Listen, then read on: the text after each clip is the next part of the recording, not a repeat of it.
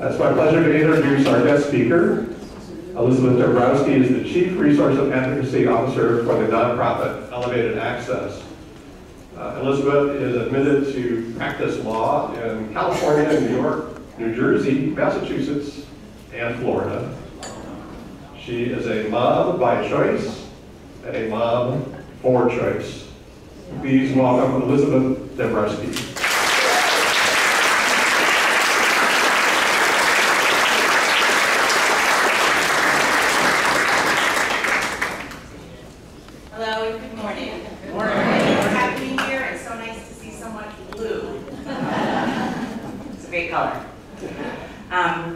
I am really honored to be able to talk to you about the work that Elevated Access does. I came to this work as a not-for-profit social impact attorney. Our founder, Mike Bonanza, and that's not his actual name, Bonanza. If anyone knows a lot or anything about private pilots, that's actually a type of plane. Most of the people at Elevated Access use names that are not their own in their work. And that is because they're afraid of their security. It's a terrifying thing today that people need to be afraid of their security when they're helping people access necessary health care. And so it's not necessarily that I'm brave as much as I am a little dumb. I embrace my fake blonde, and I use my last name in my work, Elizabeth Dembrowsky. I think it's important for me as an attorney who believes and loves our Constitution, and who believes that if there is such thing as an inalienable right, it's the right to control your body.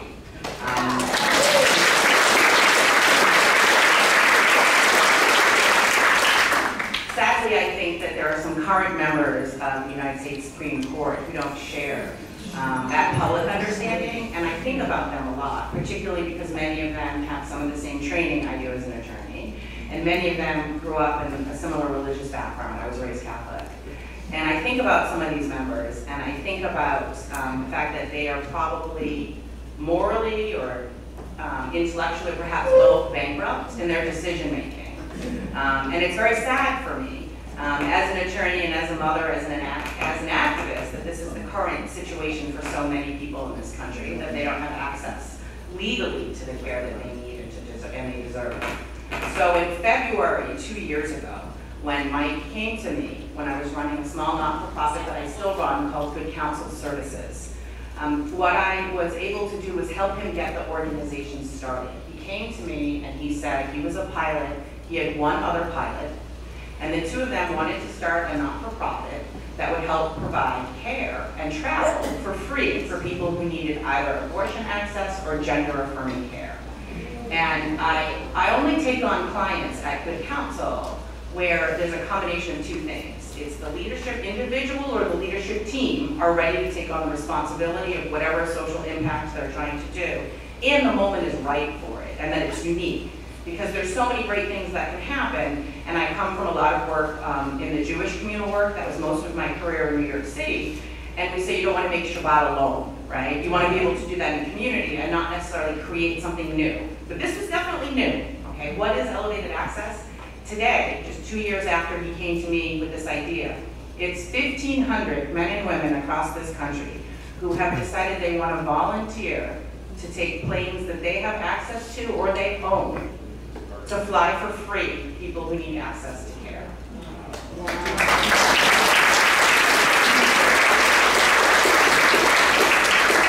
And my job as the Research and Advocacy Officer is to help raise awareness. So thank you for letting me be here to speak about the work, and the necessary funds and the necessary pilots. So if any of you are pilots or know a pilot that either has access to their own plane or owns their own plane, and is interested, or is interested like me in becoming a pilot. I actually had a funding conversation this past week with a funder who will likely be paying for my pilot private training. So being an attorney admitted in 5 jurisdictions apparently isn't enough today if what I care about is giving people access. And so I will, God willing, if there's a God, be able to get access to this training and be able to help people get the access that they need for their care. So one of the things I wanted to share with you is not just the work of our pilots, but the work of our volunteers, because a lot of the needs that I have, and I'm looking, can you give a wave and stand up and just say hello?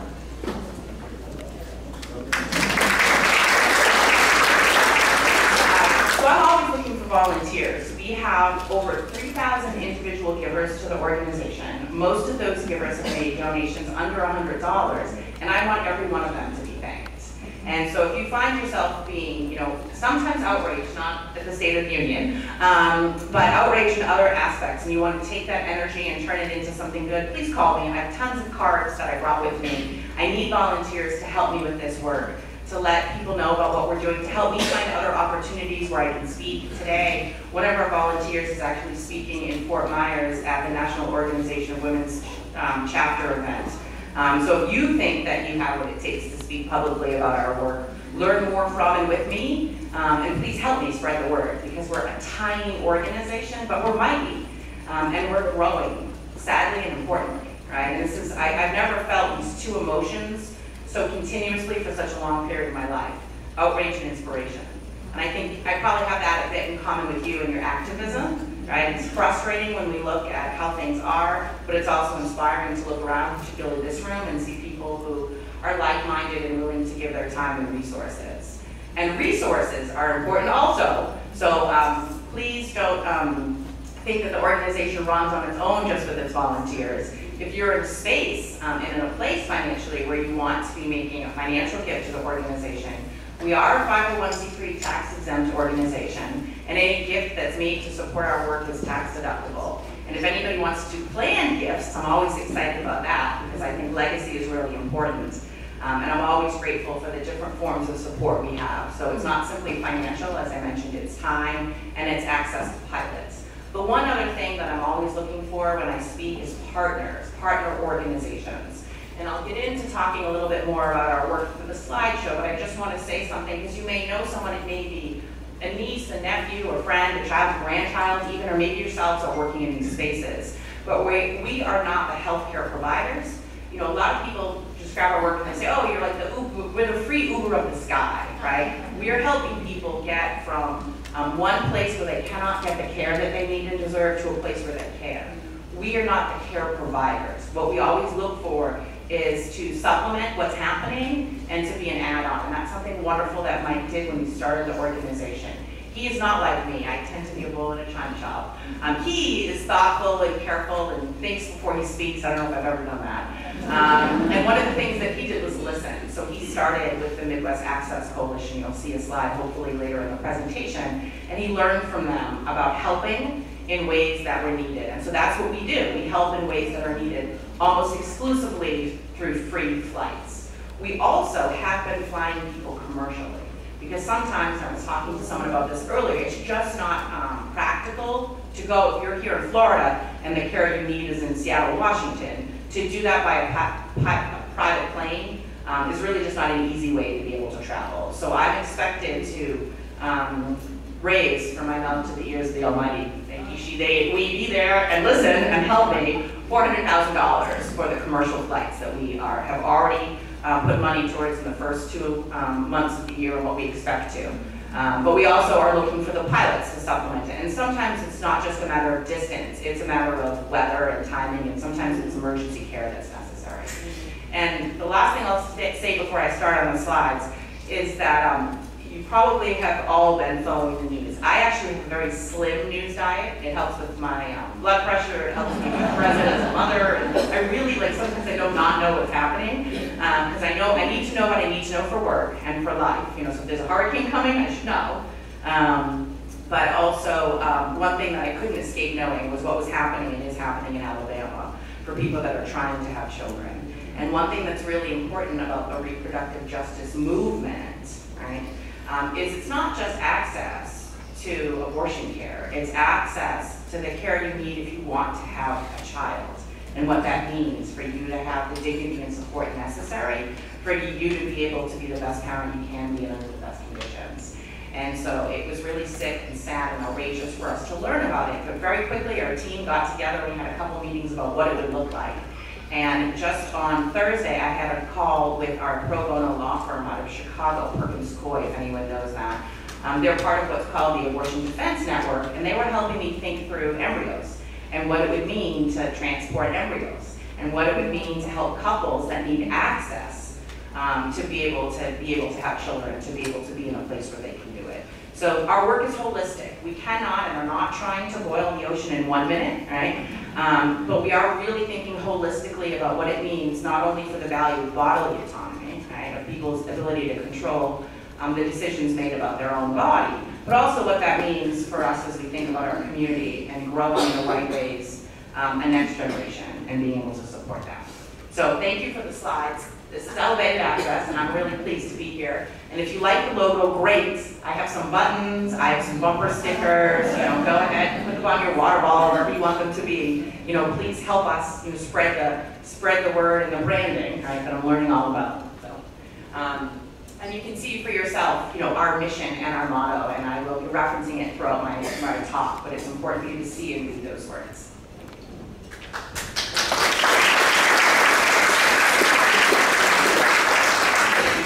Thank you. So part of our origin story that's really important is a wonderful organization that I sadly and embarrassedly did not know about, Sister Song.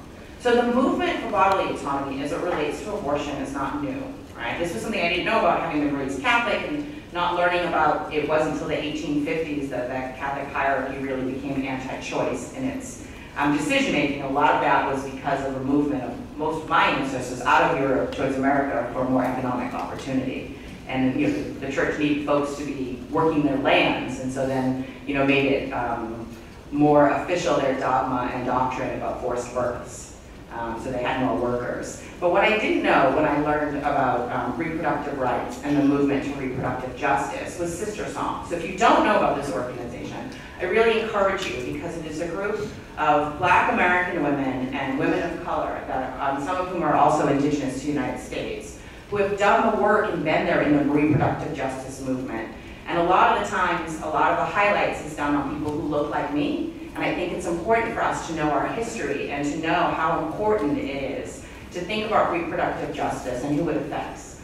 Because if I were in need of health care that required me to have an abortion, I could be able, with the economic opportunity and circumstances that I have, to get out of Florida. I'm actually a New York State resident. And I could get there and get the care that I need. But many people across the United States already have multiple children, already are in very different economic situations and without access. And so when I think about the work that we do at Elevated Access, I have to recognize what happened before us and what continues to happen. And Sister Song does a great job on Instagram. So if you love social media, they really have some inspiring, wonderful things that they share. And I think it's important for me to share the microphone in a sense with them. So I just wanted to mention them and their work. So I mentioned a few minutes ago Midwest Access Coalition, and I mentioned the organization's founder, Mike. Mike started volunteering. He was an information technology and IT professional at a college in Illinois. And it was his wife who inspired him to go to an anti-racism workshop where he learned about a lot of the issues around care. And he was learning more about maternal care and differences based on race in this country that we see people having with outcomes. And that's where he met the leadership from Midwest Access Coalition. And that's where he had the idea of flights. And he and that one other pilot, came, started with 2 and are now, as I said, over 1,500. And another important part of our work that I need to talk about is gender-affirming care. And initially when Mike came to me, I didn't understand it, and I don't need to understand it. As an attorney, right, there's 2 things I look for at Good Counsel when we're bringing on clients, and that's, is it the right leader in the leadership time, and is the moment right for this? And he came to me, and I learned from him. I didn't even know about Sister Song. I didn't know about the term reproductive justice and everything that it included. And I have friends that are gender non-conforming. And I just didn't know a lot about their care. I just knew what they shared. But it was in the past couple of years that I saw a very scary turn of events happen in this country, where there's so much sick misinformation and hatred being spewed about people in the transgender community. And I remember growing up in school and studying things like, and I'm not comparing, I'm not intending to compare any kind of tragedy that people go through, but sometimes you ask yourself, what would I do if I were born in that era? What would I do if that were, something that happened? I didn't live through the initial civil rights movement. I didn't live through the Civil War. I didn't live through the Revolutionary War. I didn't live, through World War II or Vietnam even, right? But when I look at what is being done and said about and the laws being put upon and hurting the transgender community, I really do think it's a civil rights issue for us today. And I'm so glad that Mike, from the get-go of the organization, made that a value for people to be able to get the care that they need, and all the different ways that they need. That they need and they have to get the care that they deserve, which is life-saving in many circumstances. Thanks. So I wanted to share a little bit about the workflow and explain it, very briefly. And I'll take a minute for you all to read a little bit of the slide, and then I'll share a little bit about how it works. And I mentioned this a little bit earlier.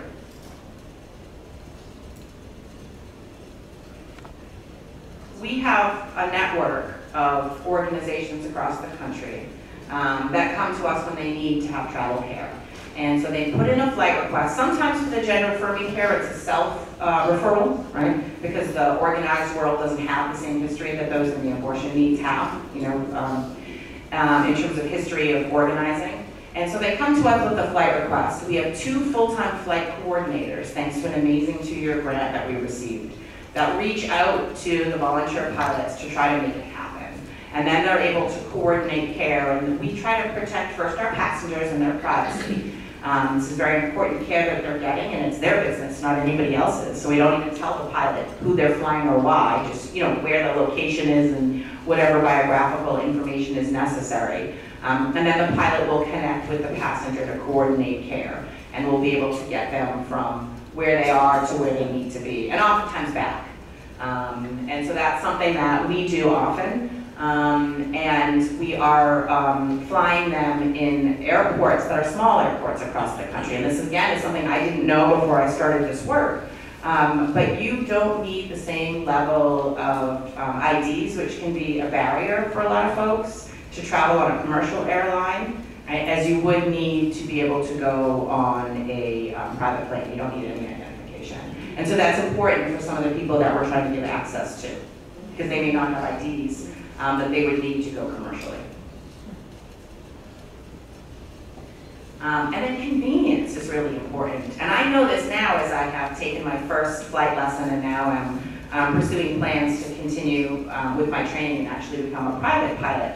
I spend most of my time in Fort Myers, and I am near an airport. Most of us are near a local airport. And when we look at the map of the country, this was something that Mike had shown me when we first started working together, most of us are very near a local airport, and that is very helpful for convenience sake if you're in a rural area, or even if not, just getting into an airport, busy metropolis area may be difficult for you. And airline services, I mentioned, that budget line that still terrifies me, but we'll get there. I'm here, we're doing it. But sometimes it is more convenient for the commercial, and that is sometimes because of weather. Weather patterns can change. Sometimes a pilot has something that comes up very last minute. Sometimes, as I mentioned, the care is on a very critical timing level, so it has to be done very quickly. And other times the distance is just so long that the commercial thing is something that we need to do. But where we can, it makes sense for us to be able to provide that care through our volunteer pilots. That's what we're doing. And so this pilot application was where we were May 1st, 2022. And this is where we are now.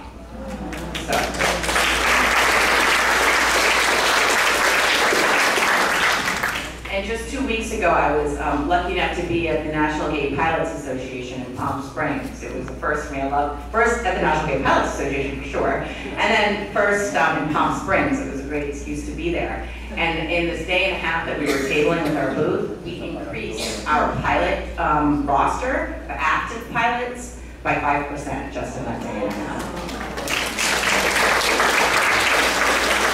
And so for anybody that is a woman in aviation and you're planning in 2 weeks to be in Orlando at the Women in Aviation concert, I'm not setting up a competition, but let's see what we can do there, ladies.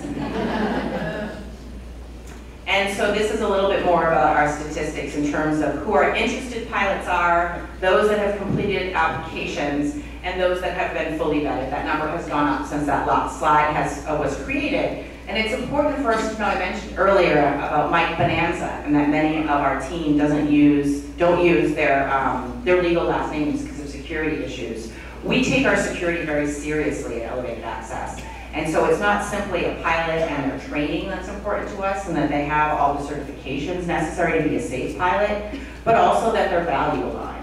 Because it's awful that we have to think about this kind of dystopian thing, but in many ways we're living in it today, right? We have to think about people who don't care about people's rights to control their body and access healthcare. And so when we have pilots that we're vetting, we need to talk to people, that know them, that can talk about what it is that they believe in so that we don't have someone that would do harm upon our passengers or our programs.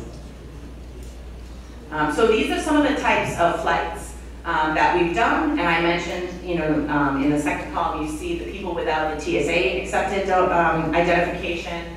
Sometimes we do single legs, sometimes it's 2 legs if we're going far, sometimes we'll do a return trip. We are always working with either the person that's self-referring, which is often in the case of the gender-affirming care, or with the coordinator if it's access to abortion and some of the other reproductive care that's necessary. One thing that I'll mention is we are, and this is something that we love being able to do. So if you can't afford to take a commercial flight, but maybe you could beg, borrow, and steal from family and friends to get that, right? But you definitely can't do it to bring one of your other kids along, right? Because there's a lot going on and it's expensive, or maybe you have a partner or a friend. Because we have these small planes that often have seats more than just for the pilot and the passenger, we can bring other people with us, and that can be great comfort to the people in need of care. And if you already have a few kids and child care is a concern, bringing them with you is something that we make possible. And so this is our crazy trajectory. I mean, I told you that it started with 2 pilots, and now we have 1,500 volunteers. And if you just look at what happened, as we started with our history, and then starting in July of 2023, already January 2024, and again, this hasn't been updated with the data that we have from February, but that is continuing to rise at a inspiringly scary, astronomical rate. I mean, again, it's that inspiration and outrage, but here we are doing it. So it's pretty incredible. We're very busy. And so this is a sample experience. Sometimes it helps to kind of walk through what it is we do and how it can affect someone. And so this is what I'd like to do in the next minute or two. So if you needed to get from Alabama to Illinois, right, into those areas, this is a comparison. So you can see what it would be to be able to make that travel with us, with one of our volunteer pilots. And you can see how long it would compare if you had to travel elsewhere, or if you were to drive. Right, which is also something that if you don't have the identification, the commercial route for your plane is not an option. And so driving or taking a commercial flight in almost all of these examples of care that we provide through the pilot volunteers, it's helping make it a shorter period of time. And that's important for a number of reasons. And so again, this is, you can see this little image of the tiny little airport, and this is for those of us who are new to general aviation. Sometimes it's important to understand. So you're not going into a huge airport. You're going into, until you actually see it and see the area, you might have driven by it or ridden by it, on the bus or, bike ride, taking a bike ride by it without even knowing it was there, these smaller airports that are everywhere. And you're able to easily get just from the terminal to the plane. So that it's easy access. Again, elevated access is literally what we're doing. And so again, it's talking about how close it is from the downtown area in this example, if you're in Alabama needing to get the care, and what's able to be done on the other side for you in terms of access to what you need. And so these are some of the staging. So if we look about what it would be if you had to be away from home, and again, a lot of the people that we're transporting are not making a lot of money. They have multiple children already at home and they need access to care. And so that difference isn't just a difference that's psychological, right? To be able to get the care you need in a proper time, but also you're able to take less time off from work. Oftentimes they don't have paid leave, and if they're taking sick time or personal time, that's not something that's compensated, so that makes a big difference when they're already surviving on a smaller than is ideal income, significantly smaller than is ideal. And then you're missing less work and less time away from home. Thank you. And so these are some of our partner organizations, and I mentioned earlier, We're always trying to grow that. So if you think of people that we may not know of, be sure to let me know, take my card, make an introduction. I had an opportunity to be in New Orleans 3 months ago now for the Creating Change conference, and I met a lot of great people there that made referrals to us of different organizations. And because we're a national organization, it's important for us to be in all these different spaces and places. And these are, I'll let you take a minute to read some of these quotes from some of our passengers. Mike has a little notebook that he often will allow passengers to sign or write comments in, just as sort of like a little release or something to do as they're getting ready for their flight. And that was so freaking cool, right? And another thing that I think is important to talk about is the pilot population and as being different, right? And so one of the things that I really loved about this work is seeing people that I didn't always know would be allies, right? So these, let me just be frank, so these are white American-born cis heterosexual men. No offense to many in the room that are allies, I see you. But sometimes there's a little bit of shell shock, you kind of experience, and you hear other people with those same demographics being hateful and hurtful, right? And so what's important is a lot of our pilots, they have the economic ability to have their own plane, right? They can fly their own plane, they have this as leisure, they can take time off from work, maybe they're not working, and they're helping giving a caring experience to someone that's different from anybody they may have known or really met and gotten to know before. And one of the problems I think that continues to happen in our country is the self-stratification that occurs. And so through elevated access, I see that there's more mixing and there's more of that humanity recognized.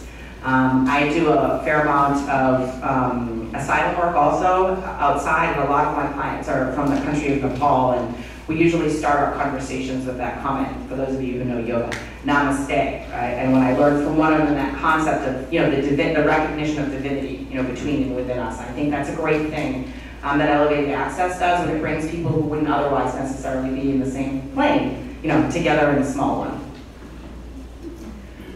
So again, what's to come? So, not to hide the ball in any way, right? We need more volunteer pilots.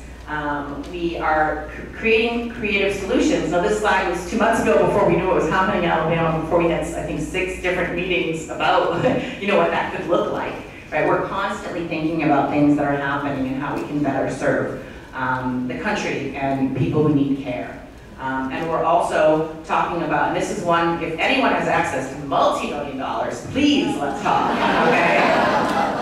Because sadly, we see in places like Idaho, probably we'll see it in Alabama, I know we've been seeing it in Louisiana, we're probably going to see it in Florida, but it's more complicated because of some of the other things economically happening here. But doctors aren't going into states where people without medical education are putting limits on the Hippocratic Oath and how they carry out their training. And so what that means is if you're in Idaho and you want to have a baby and you become pregnant, you may not be able to get the OBGYN care that you need. And so we are working on what it would look like to fly doctors into jurisdictions. Right now we're already flying doctors within states. So California, which is, on a spectrum, we look at Florida, we look at California, right? In terms of California, and I'm not only talking about the governor, so I'm not doing that today. Although this audience would be great for it, I'm not doing it. I would say that, even in California, because it's a large state, we fly one doctor from an area outside of San Jose, California, to a more rural area, and we do that for her regularly, so she has that access. And so when we think about what that would mean, right, even if we were able to have a Congress that passed protections for people's bodily autonomy decisions, and we had law that was passed, right, their access would still be an issue. And so we think about what these scenarios can be, and we study it, and we're always still looking for those pilots, to be able to help. And one question that came to me last week was, do you accept government funding? Yes. I accept funding. Right? If the government wants to support our work, I happily say yes, right? We're not going to depend on it because things change, as we've seen, as you all know, right? But what we want to see is meaningful partnerships, and we are providing a service that many of us in this room, if not all of us, believe that government should be providing, right? And so, but we're here in the meantime, because we're not going to just sit with our frustration, we're going to take action, and that's what we're doing every day. And so I had mentioned this really briefly, but I think it's important to kind of know who our population is, and this is me again pitching for the volunteers to help me. So if you have that multi-million dollars worth of access, let's definitely talk, right? But if you don't, and you're an ally, and you consider making a monthly donation to the organization or thinking about a planned gift, and in the meantime, before that, maybe live to be 120 is what we say often in the Jewish community. And then my board chair used to say, and then we'll renegotiate. So may that be the case for all of you, but in the interim, if you want to be active with us as a volunteer, this is the population of folks that is our community, right? And so reaching out to them is important. We write them often on email. We try to be really careful with using resources. So if you're going to throw the bumper sticker in the trash, don't take it. Thanks. But if you're going to share it with a friend, take two. We want to make sure it lasts and it works well. But that's really who our population is. And it's incredible to say that we have raised over $2 million to date. 2 years ago that this guy with this wild idea came, and it's been really inspiring to see the support that we have and that we're growing, across the country and from some institutional givers. That's really where my focus will be, primarily, is working on what it will take to be able to meet the needs that sadly and importantly we're meeting. And so these are just a couple of the things that I am looking for in terms of what we're doing. So we had 2 years of funding for our 2 flight coordinators. And so we'd love to be able to keep them both because they're active. You saw the chart at the beginning of our growth. And then we also, I had mentioned, we foresee the commercial flights. And one thing that I am doing, and I'm very grateful for Piedmont, which is an American Airlines partner, they gave us $500,000 of miles. And so,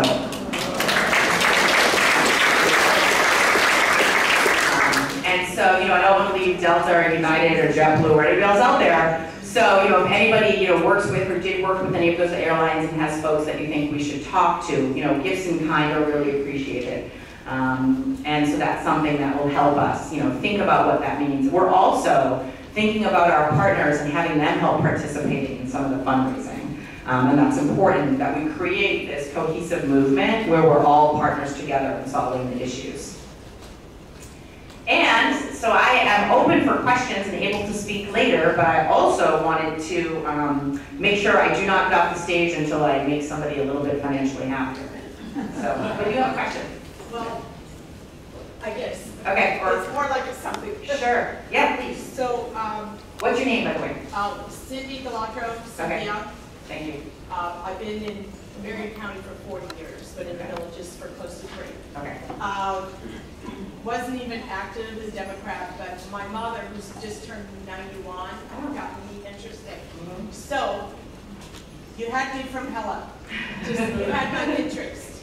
And I'm thinking, I'll talk to my mother later, which I do, and I was going to say, oh, we had the most interesting speaker, and I'll tell her about you. And my family, my mother's last name is Murs, maiden name, in Michigan, in a Detroit suburb of Murs Airport, Murs-Macomb Airport. We definitely need to talk.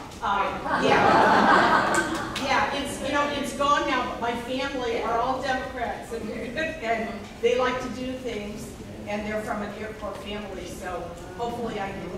Yeah, that was great. And I grew up last night. I drove up last night from Fort Myers with my son to St. Petersburg and left him with my aunt and uncle to come up here. And I can come back, and it's nice to see them because they believe in bodily autonomy, which not everybody in my family does. So I don't have that in my family. In fact, my mother found my speech to the New York Women's Bar Association, which she shouldn't have been looking for. I don't know how she found it. I had made a comment in it at the beginning about, I had just been cleaning up my son's puke, and I wanted to know where those legislators were, to help me clean up the puke. Because they're trying to make decisions on one end, but not on anything else. And I don't think she read any further before she said to me, I read your speech right at the beginning, and she said, and if you're doing work that is pro-abortion, I will not watch your son when you travel. And the only thing I could say to her is that doesn't sound very pro-life to me. I love my mom, right? She was indoctrinated, right? And she hasn't been able to get herself out of that. And she is not, who I'm going to try to convert, right? There are enough of us that are open to realizing what it means to be, for those of us that may, see themselves or talk about themselves in the form of Christianity. I don't know what book they read, but that's not the one that I had studied. studied and learned about in terms of it. So thank you for opening yourself up. Lots of women Great. in that certain age, and I mean, we just, you know, we don't want to see our women have problems. The volunteer group that I've been working with mostly is older women who, you know, knew before, right? And they say, I can't believe we're going through this again. Yes. And that's something that's really crazy to Yes. recognize. I'm sure your mom would say the same thing. All of us, yeah. Yep. We'll have. Is there not a legal liability for assisting people Great question. in Texas? Yeah, so just to repeat the question was, is there legal liability, right? And so there's a couple things I can say about that. One is I'm an attorney admitted to practice in 5 states that also has several federal court admittances, and I am not yet admitted to speak before or argue before the Supreme Court, and I'm not looking for that opportunity, but I've been practicing in my head a few times, a few of the things I'd like to share with you.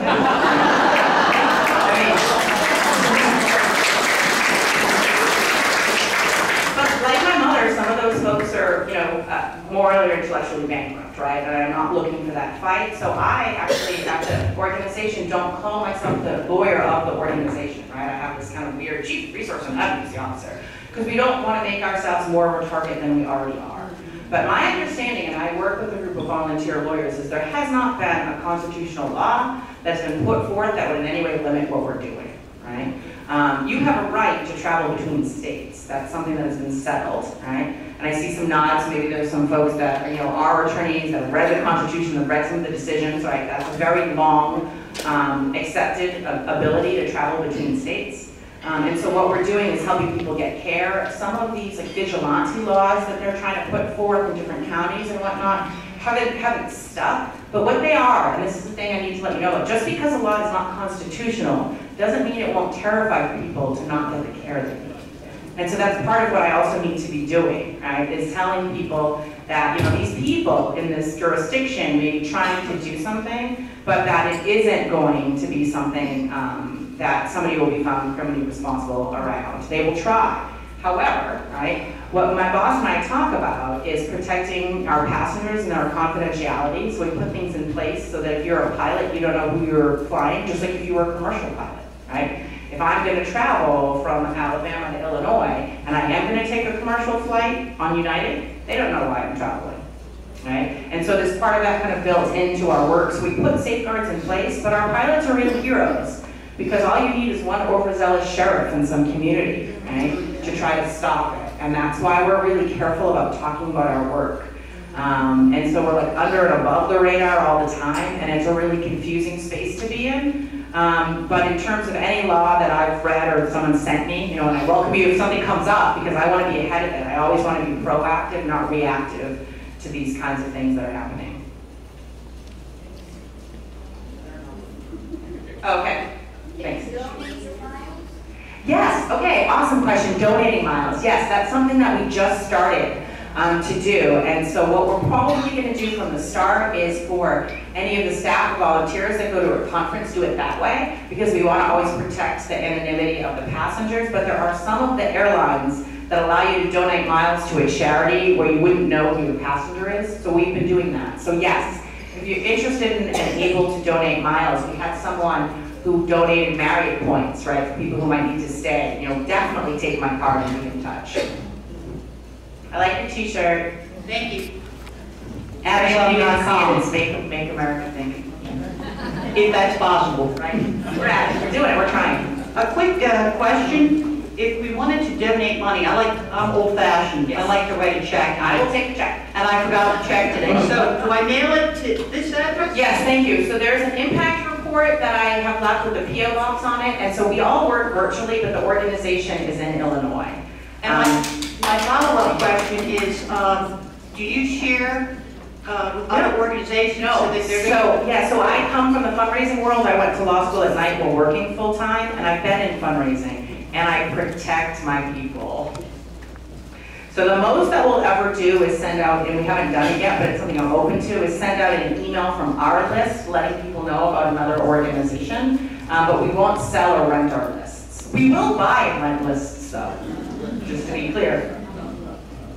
I just have a question about transgender affirmative care? Yes. Because in lots of cases, it requires more than one treatment. So if you're transporting, especially young people, and you're transporting them, is there a way that they get more than one flight or more than one opportunity to be treated? Yes, so one thing I want to make clear is that when we're transporting minors, more often than not, the care that they're getting is to access mental health professionals and maybe puberty blockers, because there's a lot of really dangerous miseducation, misinformation about that, with what it means for minors. But in terms of minors and adults that need gender-affirming care, you are correct. If they are taking hormone treatments or preparing for surgery if they're adults, what we do is we coordinate their care. And so I actually, my team asked me to go through our online intake, which normally is done with one of the team members, but they wanted me to do it on my own to see pain points, to go through it, to kind of talk about what your care looks like and what will be continuous. Because what we want to do, and this is something I inherited that's positive from my dad, in terms of thinking about, you don't have to throw the rope, but if you throw it, you have to hold on to it. And that's a value that Mike and Elevated Access has. We're working to coordinate, what they'll need. And in Florida, there's an organization I met with last Thursday called Transsocial in Miami, and we were talking about charter flights, where we'd be taking multiple people to visit one healthcare professional and doing that over every month or every 6 weeks. Oh, great. Thank you. Hi. Okay, that's right. I was just considering the fact that all of your work, your good work, could be messed up royally if they were to pass a national limitation on abortion. Am I correct? Yeah, it would be difficult because I was talking about, traveling, someone had asked about the legal ramifications, right? And so what this current Supreme Court had decided was to bring it back to the states. But if we had a federal ban on abortion that went through Congress, it would be very difficult for us to continue our work. We have considered scenarios of what that would look like for us because we have pilots that really care as a high value about it, but it would definitely change our risk. It would almost be like underground, yeah. And that's like a really horrible situation. So if you want to motivate your friends and family to make sure that they do the right thing, politically, yeah, that's terrifying what that could look like. I just said, you might have mentioned it, but how does the patient get connected to the pilot? Okay, so there's two different ways. So I'll do quickly the scenario. So, because I glossed over that slide earlier. So if I'm in Florida, right, and I'm, say, 5 weeks pregnant, and I just found out, and I say, this is something I can't do, and don't want to do, and I go to Planned Parenthood in Fort Myers, and, let's just say in a dystopian, situation, I can't get access to the care locally, right?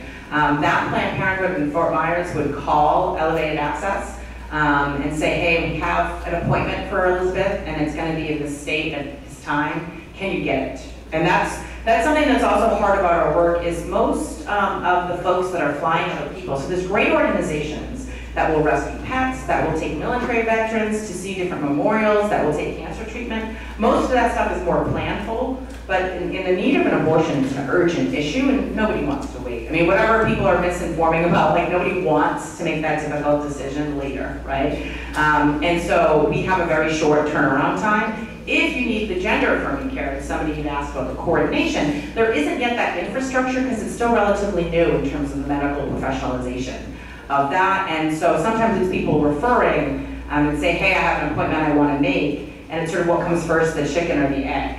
And for us, we're really committed to making sure before we contact our pilots and plan that the person has the appointment they need, or in the example, the series of appointments that they might need.